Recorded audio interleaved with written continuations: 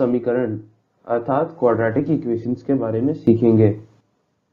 मुझे आशा है कि आपने अपने पिछले कक्षाओं में विभिन्न प्रकार के बहुपदों के बारे में सीखा है। ax² + bx + c, जहां a शून्य के बराबर नहीं है, यह एक द्विघात बहुपद है अर्थात क्वाड्रेटिक पॉलिनोमियल। पर जब हम इस द्विघात बहुपद को शून्य के बराबर करते हैं तो हम एक द्विघात समीकरण अर्थात क्वाड्रेटिक इक्वेशन प्राप्त करते हैं। वास्तविक जीवन से संबंधित कई समस्याओं को हल करने में हम द्विघात समीकरणों का प्रयोग करते हैं। द्विघात समीकरणों का हमारे जीवन में महत्व समझाने के लिए मैं आपको एक उदाहरण देना चाहता हूं। मान लीजिए कि आपको एक बगीचा बनाना है जिसकी लंबाई उसकी चौड़ाई के 2 गुना से 5 मीटर अधिक है और आपको पता है कि बगीचे का क्षेत्रफल 250 मीटर स्क्वायर है। कक्ष की लंबाई और चौड़ाई क्या होनी चाहिए? हम सबसे पहले चौड़ाई को x के बराबर मानते हैं, तब लंबाई 2x + 5 के बराबर होगी। क्षेत्रफल अर्थात एरिया 2x + 5 × x अर्थात 2x² + 5x के बराबर है और हमें यह दिया हुआ है कि क्षेत्रफल 250 मीटर स्क्वायर है, इसलिए 2x² + 5x 250 के बराबर है। अब हम 250 को बाईं तरफ ले आते हैं तो इससे हमें एक द्विघात समीकरण प्राप्त होता है।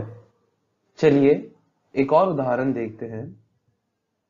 इस बार प्रश्न यह है कि राम और श्याम दोनों के पास कुल मिलाकर 45 कंचे हैं। दोनों 5-5 कंचे खो देते हैं और अब उनके पास कंचों की संख्या का गुणनफल 124 है। आरंभ में उनके पास कितने कंचे थे? तो हल इस प्रकार होगा। हम मानते हैं कि राम के पास आरंभ में x कंचे थे। क्योंकि दोनों के पास मिलाकर 45 कंचे थे, इसलिए श्याम के पास 45 - x कंचे होंगे। प्रश्न के अनुसार क्योंकि दोनों 5-5 कंचे खो देते हैं और खोने के बाद उनके पास जो कंचों की संख्या है उसका गुणनफल अर्थात प्रोडक्ट 124 है, इसलिए x - 5 अर्थात जो घूमने के बाद राम के पास कंचे बाकी हैं उसका गुणनफल 45 - x - 5 जो है कंचों की संख्या जो श्याम के पास बाकी है, ये बराबर होना चाहिए 124 के। जब हम 45 में से 5 को निकालते हैं तो हमें मिलता है x - 5 × 40 - x = 124। जब हम इस गुणनफल को खोलते हैं तब हमें प्राप्त होता है x × 40 जो है पहला पद है और -x² फिर -200 + 5x जो है बराबर 124 के। इसे और सरल बनाने पर हमें यह प्राप्त होता है -x² + 45x - 324 = 0। यह एक द्विघात समीकरण है। वह वास्तविक संख्याएं जो इस द्विघात समीकरण को संतुष्ट करते हैं वह इस प्रश्न के हल होंगे। चलिए एक और उदाहरण करते हैं। इस बार प्रश्न यह है कि आपको निम्न द्विघात समीकरण है या नहीं बताना है। तो चलिए पहला प्रश्न पढ़िए। x - 2² + 1 = 2x - 3। हमें यह बताना है कि यह द्विघात समीकरण है या नहीं, अर्थात आपको यह देखना है कि क्या हम इस दिए हुए समीकरण को ax² plus bx plus c equals to 0 की तरह लिख सकते हैं या नहीं। पर ध्यान रखें कि a जो है वो शून्य के बराबर नहीं होना चाहिए, तभी हम उसे द्विघात समीकरण कहते हैं। तो चलिए पहले प्रश्न का हल देखते हैं। बाया पक्ष अर्थात लेफ्ट हैंड साइड जो है वो x-2 होल स्क्वायर प्लस 1 है, जिसको हमने x-2 होल स्क्वायर को खोल के हमने यह लिखा है कि x² minus 4x plus 4 plus 1 जो बराबर है x² माइनस 4x प्लस 5 के। तो अब हम यह कह सकते हैं कि जो प्रश्न है अर्थात x-2 whole square plus 1 equals to 2x minus 3, उसको x² minus 4x plus 5 equals to 2x minus 3 लिख सकते हैं। अर्थात जब हम 2x माइनस 3 को बाएं तरफ लेके जाएंगे तो हमें x² minus 6x plus 8 equals to 0 प्राप्त होगा। क्योंकि यह जो a है वह शून्य नहीं है, यहाँ पे a का वैल्यू 1 के बराबर है, इसलिए दिया हुआ समीकरण द्विघात समीकरण है।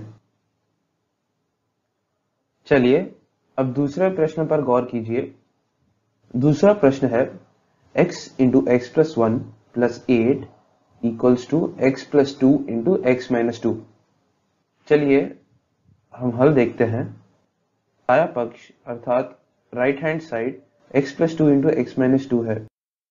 जब हम इसे खोलते हैं तो हमें प्राप्त होता है x² माइनस 4 और दिए हुए प्रश्न का बाया पक्ष अर्थात LHS x² plus x plus 8 के बराबर है।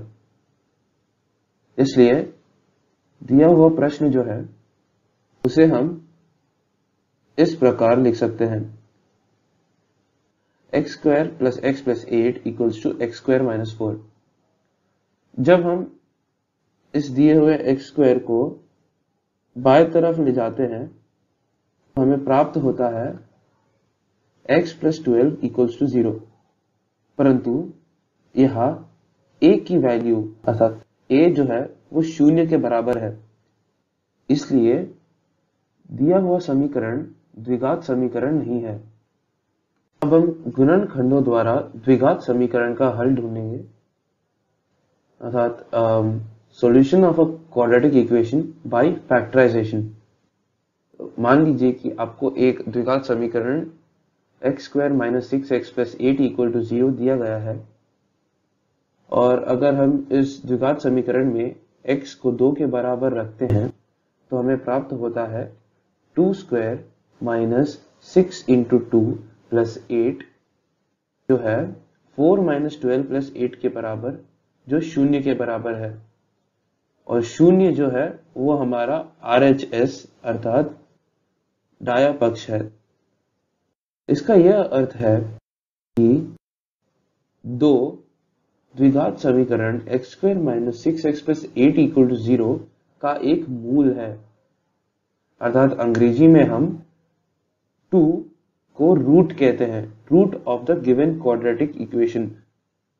आपको यह बात ध्यान रखनी चाहिए कि एक वास्तविक संख्या अल्फा द्विघात समीकरण ax² plus bx plus c equal to 0 जहां a 0 नहीं है, इस द्विघात समीकरण का एक मूल कहलाता है यदि a alpha square plus b alpha plus c equal to 0 हो।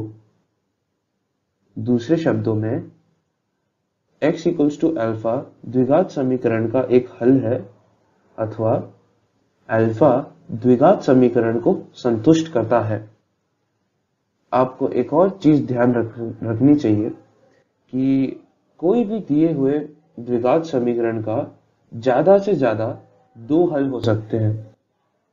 चलिए अब हम एक उदाहरण देखते हैं। आपको गुणनखंडन द्वारा समीकरण 2x² minus 5x plus 3 equal to 0 के मूल ज्ञात करने हैं। हल इस प्रकार है। सर्वप्रथम आप मध्य पद अर्थात माइनस 5x को माइनस 2x माइनस 3x के बराबर लिखेंगे, क्योंकि अगर आपको याद है तो हम मध्य पद को इस प्रकार लिखते हैं ताकि उन पदों का जो गुणनफल है वह a इंटू सी के बराबर हो। चलिए आगे बढ़ते हैं। तो इसलिए हम दिए हुए द्विघात समीकरण को 2x² - 2x - 3x + 3 लिख सकते हैं। पहले दो पदों से 2x कॉमन लेकर के और आखिरी दो पदों से 3 कॉमन लेके आपको यह समीकरण प्राप्त होगा। अब इन दो पदों से x - 1 कॉमन लीजिए, तब आपको 2x - 3 इंटू x - 1 = 0 प्राप्त होता है। अब आप मुझे बताइए कि अगर दो पदों का गुणनफल 0 है तो हम यह कह सकते हैं कि या तो पहला पद अर्थात 2x - 3 0 के बराबर है या फिर दूसरा पद अर्थात x - 1 0 के बराबर है। इसलिए हमें दो हल प्राप्त होंगे। पहला है 2x - 3 = 0 अर्थात x = 3/2। दूसरा है x - 1 = 0 अर्थात x = 1। जैसे कि मैंने आपको कहा था, एक दिए हुए द्विघात समीकरण का ज्यादा से ज्यादा दो मूल हो सकते हैं। जो बगीचे वाला प्रश्न था, हमने उसे सिर्फ द्विघात समीकरण प्राप्त कर कर छोड़ दिया था। चलिए अब हम उसका हल पूर्ण करते हैं। उस प्रश्न में हमें द्विघात समीकरण 2x² + 5x - 250 = 0 प्राप्त हुआ था। चलिए अब हम इसे हल करते हैं। हम सबसे पहले जो मध्य पद प्लस 5x है, इसको ऐसे विभाजित करेंगे ताकि जो a इंटू सी अर्थात 2x² इंटू -250 है, वो उस मध्य पद के दो भागों के गुणनफल के बराबर हो। अर्थात अगर आप सोचें तो 25x - 20x जो है वो 5x के बराबर है और इन दोनों का गुणनफल अर्थात 25x इंटू -20x जो है वो -500x² के बराबर है, जो a इंटू सी अर्थात 2x² इंटू -250 के बराबर है।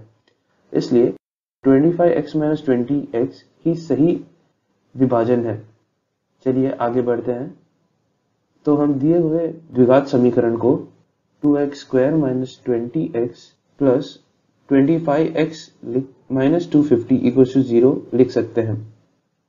अब पहले दो पदों से 2x कॉमन लीजिए और आखिरी दो पदों से 25 कॉमन लीजिए, तो आपको यह समीकरण प्राप्त होगा। आगे x - 10 को कॉमन लीजिए, तो आपको 2x + 25 इंटू x - 10 = 0 प्राप्त होगा। तो दोनों भागों को 0 के बराबर कीजिए और हल ढूंढिए। पहले भाग से आपको x = -25/2 प्राप्त होगा और दूसरे भाग से x = 10 प्राप्त होगा। क्योंकि लंबाई नेगेटिव अर्थात 0 से छोटी नहीं हो सकती, इसलिए x जो है वो 10 होना चाहिए।